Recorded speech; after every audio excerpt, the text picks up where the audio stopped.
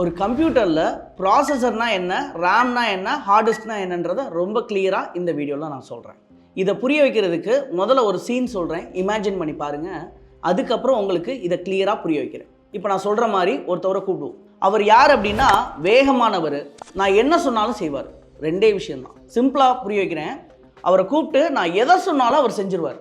ஆனால் ஹைலைட் என்ன, அதை ரொம்ப வேகமாக செய்வார், ஃபாஸ்ட்டாக போய் செஞ்சுட்டு வருவார். இப்போ இந்த இடத்துல நான் என்ன செய்கிறேன்னா, இவர்கிட்ட ஒரு செவரு கட்டுங்க அப்படின்னு நான் சொல்கிறேன். அப்போ அவர் என்ன செய்வார்னா, செவரை கட்டணும்னு நினைப்பார், செவரை வேகமாக கட்டணும்னு நினைப்பார். அப்போது செவரை கட்டுறதுக்கு என்ன வேணும், செங்கல் வேணும். மெயினாக என்ன வேணும், செங்கல் வேணும். சிமெண்ட்டு மண் அதெல்லாம் இருந்தாலும் செங்கல் மெயினாக வேணும். இப்போது இந்த செவரை கட்டுறதுக்கு நான் இவர்கிட்ட என்ன சொல்கிறேன் அப்படின்னா, பச்சை கலர் கல், மஞ்சள் கலர் கல், ஊதா கலர் கல்லுன்னு கரெக்டாக ஒரு கலரை நான் கொடுத்துட்றேன். கொடுத்து இந்த வரைபடத்தில் இருக்கிற மாதிரியே ஒரு செவரை கட்டுங்க அப்படின்னு நான் ஒருத்தவர்கிட்ட சொல்கிறேன். இப்போ அவருக்கு செங்கல் வேணும். அப்போ அவர் எங்கே போய் வாங்குவார், செங்கல் பக்கத்தில் ஏதாவது ஒரு குடவுன் இருந்துச்சுன்னா அந்த குடவுனில் போய் வாங்கிட்டு வந்து கட்டணும். கரெக்டாக? இப்போ இந்த இடத்துல குடவுன் ரெண்டாவது கேரக்டர். இந்த குடவுன்றவர் என்ன செய்கிறாங்க அப்படின்னா, குடவுனுக்குன்னு ஒரு இன்சார்ஜ் இருப்பாங்க. இந்த குடவுனுக்குள்ளே செங்கல் எப்படி அடுக்கியிருக்குன்னா, பச்சை கலர் கல், மஞ்சள் கலர் கல், ஊதா கலர் கல்னு வரிசையாக அடுக்கியிருக்கு. இந்த குடவுன் இன்சார்ஜ் கொஞ்சம் ஸ்லோவாக தான் இருப்பார். ஏன் அப்படின்னா, அவ்வளோ பெரிய குடவுனில் இவர் தேடக்கூடிய கல்லை போய் கரெக்டாக எடுத்துகிட்டு வரணும் இல்லையா? அப்போது இந்த இடத்துல என்ன நடக்குதுன்னு பாருங்கள். செவரு கட்டுறதுக்கு கல் வேணும். இப்போ பச்சை கலர் கல் வேணும் அப்படின்னா இந்த மனுஷன் வேகமாக ஓடுவார். இவர்கிட்ட போய் பச்சை கலர் கல் வேணும் அப்படின்னு சொல்லி கேட்பார்.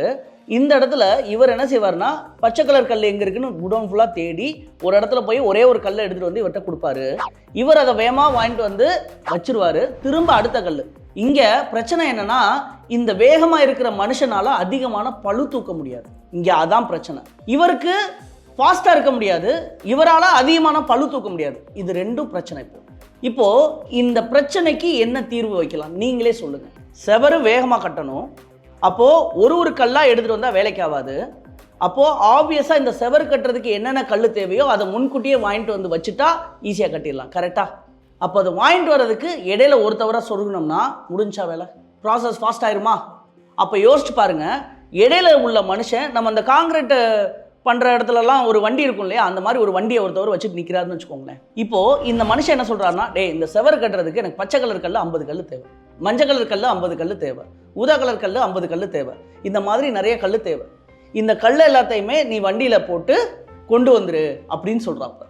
இப்போ இந்த நடுவில் உள்ள மனுஷன் வேகமாக போகிறாப்புல, குடவுனில் போய் கேட்குறாப்புல, அண்ணே பச்சை கலர் கல் 50, மஞ்சள் கலர் கல் 50, இந்த மாதிரி ஒரு கலர் கல் 50 சொல்லி கேட்குறாப்புல. இப்போ இந்த இடத்துல இவர் என்ன செய்வார் அப்படின்னா, குடவுன் இன்சார்ஜ் ஒரு கல்லாக போய் தேடி எடுக்கிறது தான் கஷ்டம். அந்த செக்ஷனுக்கு போயிட்டு அதில் 50 கல் எடுக்கிறதுன்றது ஈஸி. இந்த மாதிரி 4 செக்ஷனில் போய் அந்த 50 கல்லை 200 கல்லை தூக்கி அந்த வண்டியில் போட்டு கொடுத்து விட்றாப்பு. இப்போ இந்த மனுஷன் என்ன செய்கிறாருன்னா, வேகமாக ஓடி வந்து அந்த வண்டியை நிப்பாட்டி, இந்தா முத கல், இந்தா 2வது கல், இந்தா 3வது கல்னு தூக்கி போட போட போட இந்த மனுஷன் அந்த செவரை எழுப்பிடுறாரு. ஸோ ப்ராசஸ் ஃபாஸ்ட்டாக நடக்குது. கரெக்டாக? இந்த இடத்துல இந்த செவரை கட்டக்கூடிய மனிதன் வேகமாக இருக்கக்கூடியவர், நான் சொல்கிறதெல்லாம் செய்யக்கூடியவர், பளு அதிகமாக தூக்க முடியாமல் இருக்கார் இல்லையா, அவர் தாங்க ப்ராசஸர். ஆனால் அதுவே குடவுன் இன்சார்ஜ்னு ஒன்று இருக்கார் பார்த்தீங்களா, அவர் தாங்க ஹார்ட் டிஸ்க். இந்த நடுவில் ஒருத்தர் வண்டியை தூக்கிட்டு வந்து கொண்டு வந்து கொடுக்குறாரு பார்த்தீங்களா, அவர் தான் ரேம். ரொம்ப சிம்பிள் ப்ராசஸ்ங்க. இந்த இடத்துல செவரு கட்டுறதுக்கு தேவையான அந்த செங்கல் இருக்கு இல்லையா, அதுதான் டேட்டா. இப்போது இங்கே என்னன்னா, ஹார்ட் டிஸ்கில் இருந்து டேட்டா ரேம் கொண்டு வந்து ப்ராசஸர்கிட்ட கொடுக்கும். இதுதான் கான்செப்ட். புரிஞ்சிடுச்சா? ஒரு ப்ராசஸ் நடக்கணும்னா அதுக்கு எவ்வளோ டேட்டா தேவையோ அவ்வளோ டேட்டாவை ரேம் முன்கூட்டியே வாங்கி தனக்குள்ளே வச்சுக்கிட்டு ஃபாஸ்ட்டாக ப்ராசஸ் பண்ணுறதுக்காக உதவுது. புரிஞ்சிடுச்சா? இதை இன்னும் கிளியராக உங்களுக்கு புரிய வைக்கிறேன். எங்கள் பாஷையில் நாங்கள் ரேமுக்கு வச்சுருக்க பேர் என்ன அப்படின்னா, விஜய் சேதுபதி. அதாவது நடுவில் கொஞ்சம் பக்கத்தை காணோம் விஜய் சேதுபதி. இப்போ பாருங்கள், நம்ம ஒரு கம்ப்யூட்டர் ஆன் பண்ணிக்கிறோம். கம்ப்யூட்டர் ஆன் பண்ணிவிட்டு கம்ப்யூட்டரில் நான் டைப் பண்ணிக்கிட்டே இருக்கேன். ஒரு 10 பக்கம் வேர்ட் டாக்குமெண்ட் டைப் பண்ணிட்டேன். திடீர்னு கரண்ட் போயிடுச்சு, கம்ப்யூட்டர் அமர்ந்துருச்சு. இப்போ என்னாகும், நீங்கள் டைப் பண்ணதெல்லாம் வேஸ்ட் போயிடும். கரெக்டாக? இப்போ என்னுடைய கொஸ்டின் என்னென்னா, இவ்வளோ நேரம் நீங்கள் டைப் பண்ணது எங்கே இருந்துச்சு? ஏதோ ஒரு இடத்துல இருந்திருக்கும் இல்லையா, அந்த இடத்துக்கு பேர் தான் ரேம். சிம்பிளாக சொல்லணும்னா நம்ம விஜய் சேதுபதி. இப்போ நீங்கள் டைப் பண்ண விஜய் சேதுபதி என்ன செய்வார்னா, ஆன்னு கேட்டுக்கிட்டே இருப்பார். ஒரு பாயிண்ட்ல என்ன நடக்கும் அப்படின்னா, கரண்ட் போனோடனே அவர் அப்படியே தூங்கிடுவார். திரும்ப ஆன் ஆனோடனே அவர் முழிச்சு, என்னாச்சு டைப் பண்ணியா, கரண்ட் போச்சா, மறந்துட்டேனா அப்படின்னு சொல்லுவார். இந்த இடத்துல இவர் என்ன செய்கிறாருன்னா தனக்குள்ளே இருக்கிறது எல்லாத்தையுமே மறந்துடுறாரு. சிம்பிளாக சொன்னால் இவர் டெம்பரவரி மெமரி லாஸ். இதான் RAM. ஆனால் குடோன் அப்படி இல்லை. ஒரு தடவை கொண்டு போய் குடோனில் போட்டிங்கன்னா காலம்புற நீங்களாக எடுக்கிற வரைக்கும் அது அப்படியே கிடைக்கும். அதுதான் ஹார்ட் டிஸ்க். அதுதான் பெர்மனன்ட் மெமரின்னு சொல்லுவாங்க. ஸோ ரேம்ன்றது ஒரு டெம்பரரி மெமரி, ஹார்ட் டிஸ்க்ன்றது ஒரு பெர்மனன்ட் மெமரி. இவ்வளோ தான் கான்செப்ட். இப்போது நல்லா கவனிங்க, இன்னும் தெளிவாக சொல்கிறேன். சார் இது எதுக்கு சார் எனக்கு இவ்வளோ இது பண்ணுறீங்க அப்படின்னா, ரொம்ப சிம்பிளாக சொல்கிறேன். ஒரு பீரோ இருக்குங்க உங்கள் வீட்டில். ஒரு பீரோக்குள்ளே ஃபைல் இருக்குது, ஒரு டாக்குமெண்ட் ஃபைல் இருக்குது.